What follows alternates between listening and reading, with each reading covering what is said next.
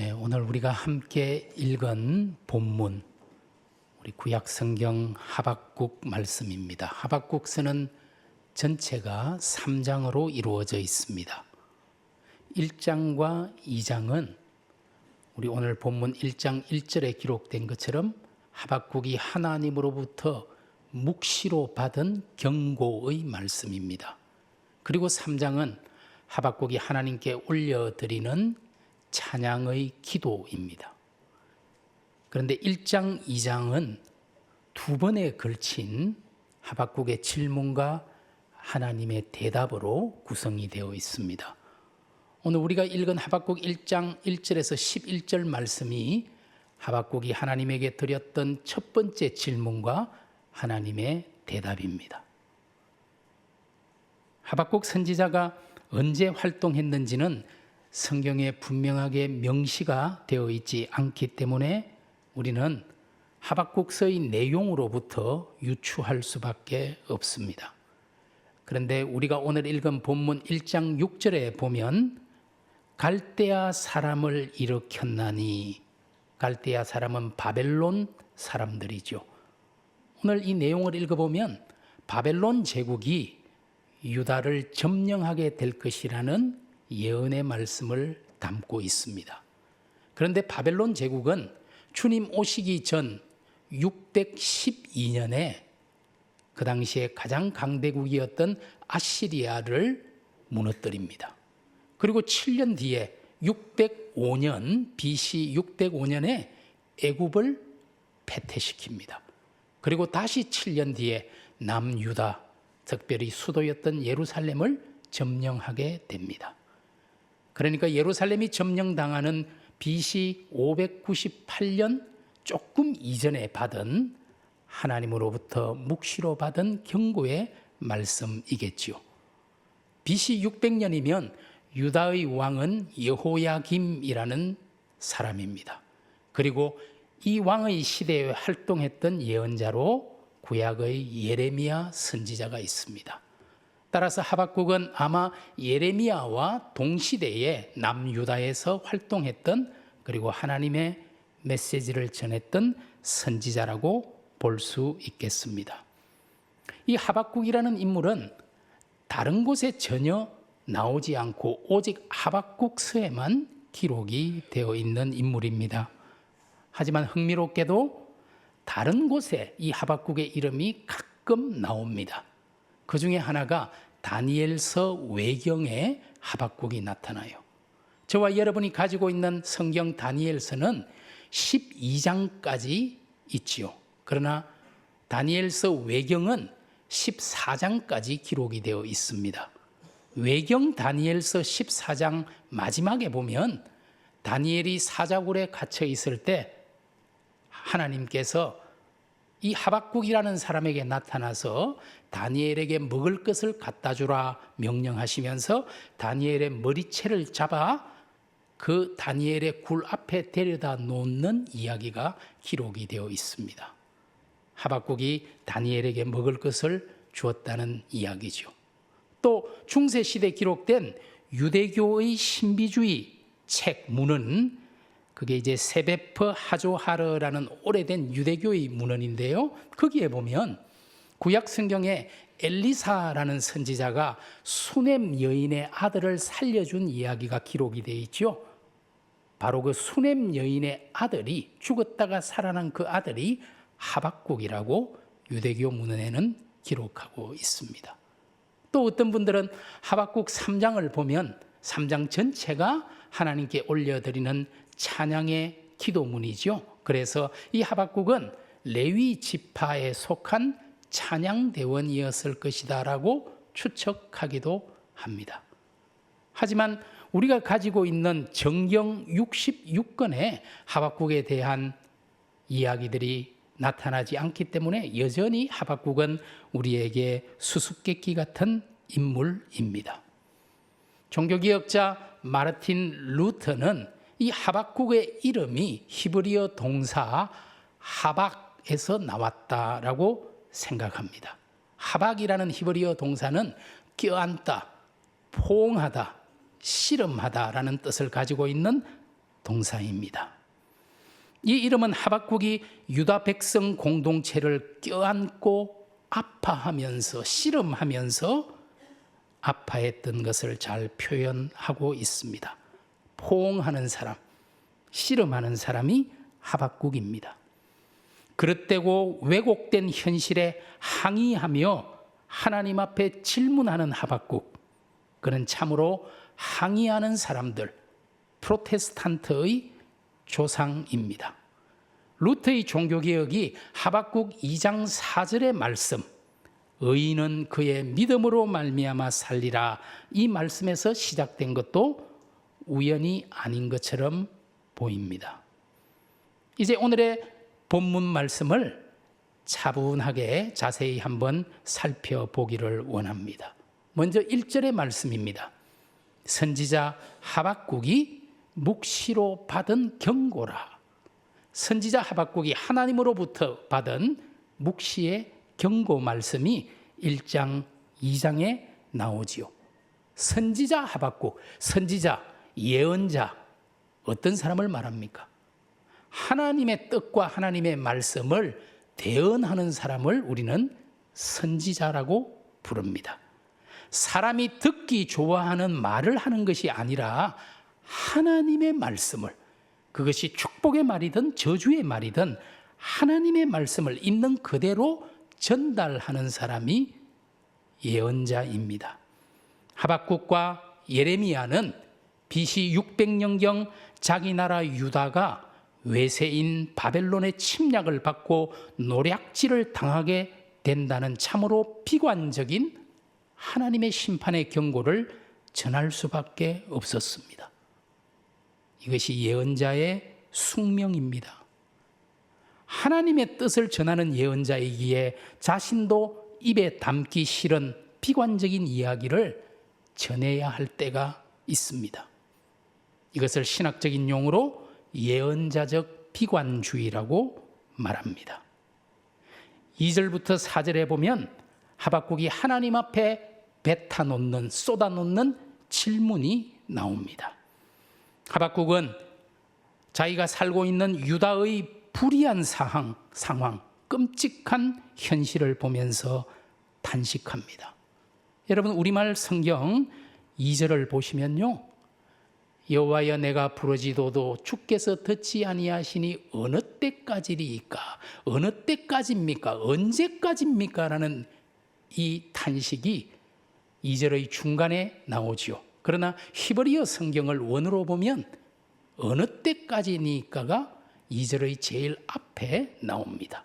그래서 영어 성경들도 How long, O Lord? 언제까지입니까? 주님, 여호와여, 이렇게 번역하고 있는 것을 볼 수가 있습니다. 따라서 히브리어 어순에 따라서 2절을 다시 한번 번역해 보면 이렇게 되겠죠. 어느 때까지입니까? 여호와여, 내가 부르짖어도 주께서 듣지 아니하시며 내가 강포로 말미암아 외쳐도 주께서 구원하지 아니하시나이다. 강포로 말미암아 하박국은 부르짖고 외치고 있습니다. 강포는 폭력을 뜻합니다. 하박국서에는 이 강포라는 단어가 짧은 3장이지만 6번이나 나옵니다. 특별히 오늘 우리가 읽은 본문 여기에서만 3번 강포라는 단어가 등장합니다.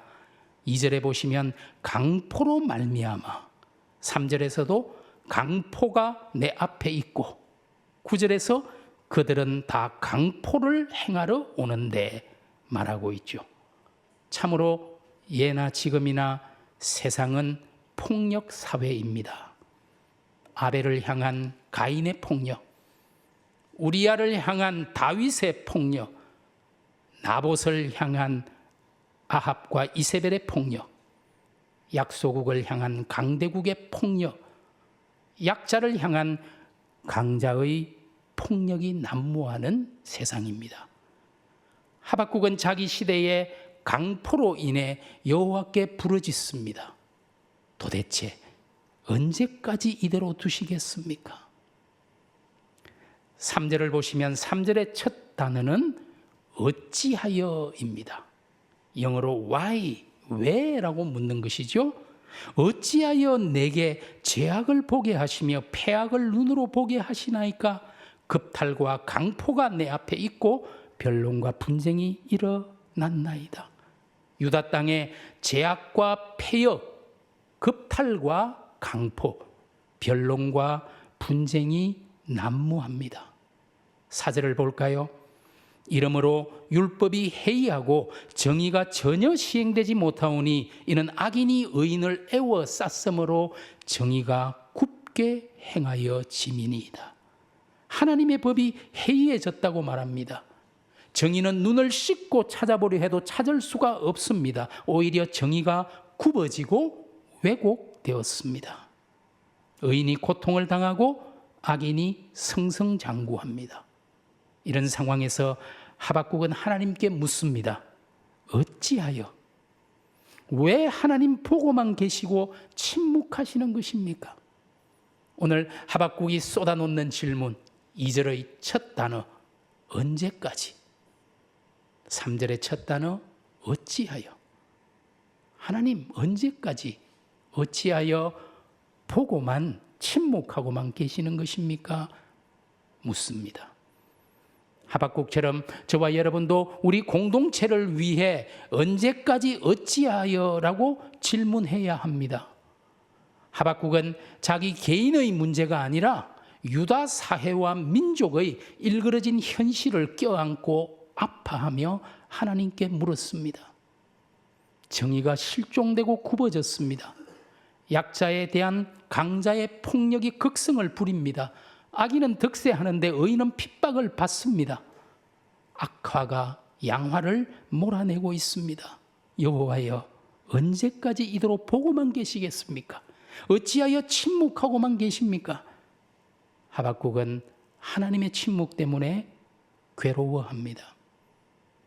우리도 우리 안에, 우리 공동체 안에, 한국 교회 안에, 나라 안에 존재하는 불의와 부정과 폭력에 아파하면서 하나님의 정의와 긍휼이 강물처럼 흐르도록 기도해야 합니다. 갈등과 분쟁의 세상 안에 하나님의 평화가 이루어지도록 실천해야 합니다. 하박국이 유다를 끌어안고 포옹한 것처럼 우리도 이 땅을 품어내야 합니다. 하박국이 유다의 부당한 현실과 씨름한 것처럼 우리도 이 민족의 아픔을 치유하기 위해 끙끙거리며 애써야 합니다. 우리의 기도가 나의 울타리를 넘어 이웃과 공동체의 아픔을 치유하는 강구이기를 소원합니다. 이제 5절에서 11절까지 하박국의 질문에 대한 하나님의 대답이 나옵니다. 5절의 말씀입니다. 너희는 여러 나라를 보고 또 보고 놀라고 또 놀랄지어다. 너희 생전에 내가 한 가지 일을 행할 것이라 누가 너희에게 말할지라도 너희가 믿지 아니하리라. 하나님께서 유다 백성이 깜짝 놀랄 믿기지 않을 한 가지 일을 행하겠다고 말씀하십니다. 그것은 다름이 아니라 강력한 외세인 바벨론 제국을 일으켜 율법과 정의가 사라지고 굽어진 유다를 심판하겠다는 것입니다. 6절과 10절에 그 내용이 나옵니다. 한번 보시면 보라, 내가 사납고 성급한 백성 곧 땅이 넓은 곳으로 다니며 자기의 소유가 아닌 거처들을 점령하는 갈대아 사람 바벨론 사람을 일으켰나니 그들은 두렵고 무서우며 당당함과 위엄이 자기들에게서 나오며 그들의 군마는 표범보다 빠르고 저녁 이리보다 사나우며 그들의 마병은 먼 곳에서부터 빨리 달려오는 마병이라 마치 먹이를 움키려 하는 독수리의 나름과 같으니라. 그들은 다 강포를 행하러 오는데 앞을 향하여 나아가며 사람을 사로잡아 모으기를 모래같이 많이 할 것이요 왕들을 멸시하며 방백을 조소하며 모든 견고한 성들을 비웃고 흉벽을 쌓아 그것을 점령할 것이라 말합니다. 8절에 갈대아 사람 바벨론이 표범처럼 이리처럼 독수리처럼 들이닥칠 것이라고 말하지요. 9절과 10절을 보니 그들이 강포 폭력을 행하러 올 것이라 말합니다. 그들이 사람을 사로잡고 왕을 멸시하고 방백을 조롱하고 성들을 점령할 것이라고 경고합니다. 비극적인 미래가 닥칠 것임을 경고합니다. 정의가 굽어지고 악과 폭력이 난무한 유다를 징벌하기 위해 바벨론의 군대가 들이닥칠 것을 예고하고 있습니다. 11절의 말씀입니다. 그들은 갈대아 사람 바벨론 제국은 자기들의 힘을 자기들의 신으로 삼는 자들이라. 이에 바람같이 급히 몰아 지나치게 행하여 범죄하리라. 여러분, 갈대아인들은 자기의 힘을 곧 신으로 여기는 교만하고 악한 자들입니다. 하나님께서 이런 자들을 급한 바람같이 들이닥쳐 유다를 능욕하고 약탈하게 할 것이라고 경고합니다. 이런 하나님의 대답은 너무나 뜻밖입니다. 하박국은 도저히 하나님의 이 묵시의 경고를 받아들일 수가 없습니다. 악한 유다를 징벌하시는 것은 그렇다 치더라도 유다보다 더 악한 바벨론을 통해 심판하시겠다는 경고를 납득할 수가 없습니다. 그래서 하박국은 다시 하나님 앞에 탄식하며 12절부터 두 번째 질문을 쏟아냅니다. 그리고 하나님의 대답이 2장 전체에 걸쳐서 2장 마지막까지 다시 주어집니다. 두 번째 질문과 대답은 다음 기회에 제가 함께 나누려고 합니다. 오늘의 본문을 통해 하박국처럼 우리도 우리의 기도와 전혀 다른 엉뚱한 응답을 받을 때가 있습니다. 그러나 하나님의 대답이 나의 기대와 다를지라도 여전히 그분을 신뢰해야 합니다. 하박국은 기가 막힌 믿기지 않는 자기 생각과 전혀 다른 하나님의 대답을 들었습니다. 그래서 하박국서 1장 5절에서 놀라고 또 놀랄지어다 말합니다. 3장 2절에서도 여호와여 내가 주께 대한 소문을 듣고 놀랐나이다. 세상에 유다가 이렇게 악합니다. 강포와 폭력이 만연하고 정의는 사라지고 굽었습니다. 그런데 왜 하나님 가만히 계십니까? 라고 하나님께 항의했더니 유다를 벌하기 위해 유다보다 더 악한 바벨론을 보내겠다고 말합니다. 기급할 일입니다. 그런데 하나님은 놀라운 하나님, 예상치 못하는 하나님입니다. 하나님은 인간의 생각과 인식의 틀에 갇혀 있는 분이 아닙니다. 하나님은 온 세상을 다스리는 섭리자이십니다. 사실 우리는 그저 하나님의 섭리를 두려워하며 경탄할 뿐입니다. 여러분, 구약 성경 이사야 선지자가 하나님으로부터 받은 말씀, 이사야 55장 8절과 9절에 이렇게 하나님이 이사야를 통해 말합니다. 이는 내 생각이 너희의 생각과 다르며 내 길은 너희의 길과 다름이니라. 여호와의 말씀이니라. 이는 하늘이 땅보다 높음 같이 내 길은 너희의 길보다 높으며 내 생각은 너희의 생각보다 높음이니라. 참으로 하나님의 길, 하나님의 뜻은 우리의 생각과 다릅니다. 그래서 바울은 로마서 11장 33절에서 이렇게 말합니다. 깊도다 하나님의 지혜와 지식에 풍성하며 그의 판단은 헤아리지 못할 것이며 그의 길은 찾지 못할 것이로다. 참으로 그렇습니다. 여러분, 만일 나의 기도대로 나의 생각대로 모든 것이 이루어진다면 이 세상이 어떻게 될까요? 아마도 나의 삶은, 우리가 사는 세상은 엉망이 되고 말 것입니다. 하나님의 때에 하나님의 방식으로 하나님의 뜻대로 이루어져야 합니다. 그것이 우리에게 가장 좋은 것입니다. 우리는 간절히 기도하지만 기도의 응답은 하나님의 뜻에 맡기고 하나님의 신비를 인정해야 합니다. 무명의 어떤 분이 쓴 시가 이런 기도의 본질을 잘 보여주는 것 같아서 여러분에게 소개하려고 합니다. 제가 언젠가 오래전에 한번 소개했던 기억이 납니다. 내가 힘을 달라고 구했더니 하나님은 내게 어려움들을 먼저 주셔서 주님 주신 힘으로 그런 어려움을 극복해 가는 동안 결국 나로 강해지도록 하셨습니다. 내가 지혜를 달라고 구했더니 하나님은 내가 해결해야 할 문제를 먼저 주셔서 기도하며 그 문제를 하나하나 풀어가는 가운데 결국 나로 하나님의 지혜를 갖게 하셨습니다. 내가 번영과 축복을 달라고 구했더니 하나님은 내게 두뇌와 건강한 근육부터 먼저 주셔서 일하도록 만드셨고, 그렇게 해서 받은 축복이 결국 내가 지켜야 할, 가져야 할 진정한 번영과 축복이 되게 하셨습니다. 내가 용기를 달라고 구했더니 하나님은 내게 극복해야 할 위험부터 주셔서 하나님 안에서 그 위험에 직면해 가는 동안 결국 나로 용기 있는 사람이 되게 하셨습니다. 내가 사랑을 달라고 구했더니 하나님은 내게 힘들고 문제 일으키는 사람을 먼저 주셔서 그들을 돕고 사랑하는 동안 결국 하나님 사랑을 배우고 그 사랑을 알게 하셨습니다. 내가 원하는 것은 하나도 받지 못한 것 같아 보였지만 결국에는 내가 꼭 가져야 할 모든 것을 받았습니다. 하나님께서는 때때로 내 생각과 다른 것을 주시기도 합니다. 제가 최근에 여러분 잘 아는 복음성 광야를 지나며라는 복음성 있잖아요.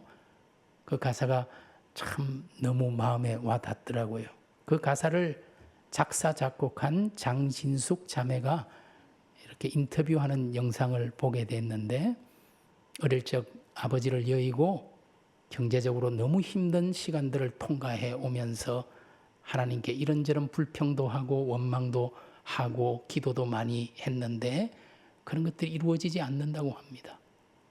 그러나 세월이 많이 지난 후 지금 돌아보니 자기가 하는 고백이 있다면서 그 고백의 말이 제 마음에 꼭 남더라고요. 내 뜻대로 되지 않아서 다행입니다. 하나님의 뜻대로 되어서 정말 다행입니다. 그렇게 고백하는 것을 들었습니다. 여러분 혹시 브루스 올마이티라는 영화를 보신 분이 계실까요? 오래전에 2003년에 나온 영화니까 20년 전의 영화인데, 짐 캐리라는 코믹 연기하는 배우가 주연을 맡은 브루스 올마이티라는 영화가 있습니다. 제가 이 말씀을 준비하면서 그 영화 내용이 이 말씀과 맞는 것 같아서 제가 다시 한번 영화를 쭉 봤습니다. 방송국 리포터인 브루스는 메인 앵커 자리를 꿈꾸지만 자기가 생각할 때 자기보다 훨씬 못한 에반이라는 사람에게 그 앵커 자리가 돌아가고 브루스는 되는 일이 하나도 없습니다. 노숙자를 도와주려고 했다가 불량배들에게 폭행을 당합니다. 결국 브루스는 하나님을 탓하며 원망하고 욕합니다. 그런데 이때 삐삐가 울립니다. 옛날 영화라 휴대폰이 아니고 삐삐가 등장합니다. 하나님이 연락을 한 겁니다. 이렇게 해서 하나님이 휴가를 떠난 일주일 동안 브루스는 하나님의 전지전능한 능력을 받게 됩니다. 그래서 제일 먼저 식당에 가서 수프를 홍해처럼 반으로 쫙 갈라뜨려 봅니다. 그런데 됩니다. 지나가는 여성의 치마를 바람으로 들어 올립니다. 예전에 자기를 폭행한 불량배들을 엄청나게 신나게 혼내줍니다. 능력을 사용해서 자기 대적자, 아니 자기의 적수였던 에반에게 복수를 합니다. 그리고 특종이라는 특종은 모두 독차지합니다. 그리고 여자친구와 로맨틱한 밤을 보내고 싶어서 멀리 있는 달을 가까이에 끌어당깁니다. 그리고 자기가 사는 동네의 모든 사람들이 로또 1등에 당첨되도록 만들어줍니다. 그런데 사람들이 하나님에게 기도하는 게 너무 많아서 너무 힘들고 귀찮아서 모든 기도에 예스라고 자동 응답으로 답하도록 합니다. 그야말로 전지전능한 브루스 올마이티가 된 것입니다. 그러나 큰 능력에는 큰 책임이 따릅니다. 그가 연인과 무드를 잡기 위해 잡아당긴 달로 인해서 지구 한쪽 일본에서는 쓰나미가 발생합니다. 복권 1등 당첨자가 너무 많아 당첨금이 불과 2만 원에 불과해서 모든 복권을 산 사람들이 폭동을 일으킵니다. 모든 사람의 기도가 응답되자 세상은 그야말로 엉망진창이 되어버립니다. 결국 브루스는 더 이상 하나님의 전능한 능력을 갖지 않겠다면서 하나님을 향해 당신의 뜻에 무릎 꿇겠습니다 라고 고백합니다. 그렇습니다.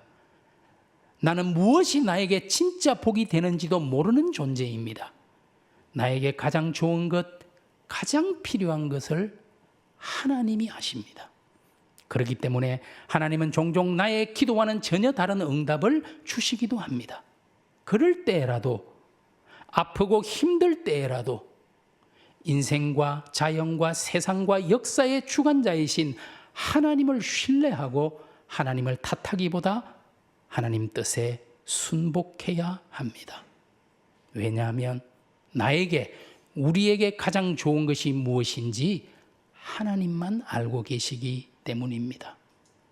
우리 예수님도 이해할 수 없는 상황 앞에 섰을 때, 십자가에서 의로운 자신이 죽어야만 한다는 역설 앞에 섰을 때 어떻게 기도했습니까? 복음서에 보니까 그러나 나의 원대로 마시옵고 아버지의 원대로 하옵소서. 내 소원이 아니라 아버지의 뜻이 이루어지게 해달라고 기도하셨습니다. 이것이 진정한 기도입니다. 나에게, 우리에게, 이민족에게, 온 세계에 일어나는 일들을 하나님의 뜻이라는 관점에서 바라보고 받아들일 수 있는 영적 감수성, 영적 분별력이 우리에게 필요합니다. 오늘 저와 여러분에게도 간절한 기도의 제목이 있습니다. 우리의 가족과 이웃, 한국교회와 한국사회, 이 나라와 민족을 위한 간절한 기도의 소원이 있습니다. 우리는 간절히 기도하면서 예수님의 기도처럼 나의 원대로 마시옵고 아버지의 원대로 하옵소서 구해야 합니다. 여러분, 잠언 19장 21절은 이렇게 말합니다. 사람의 마음에는 많은 계획이 있어도 오직 여호와의 뜻만이 완전히 서리라. 그렇습니다. 오늘도 내 안에, 우리 가정 안에, 우리 교회 안에, 이 나라 가운데 여호와의 뜻만이, 하나님의 뜻만이 온전히 세워지기를 간절히 소원합니다. 기도하겠습니다.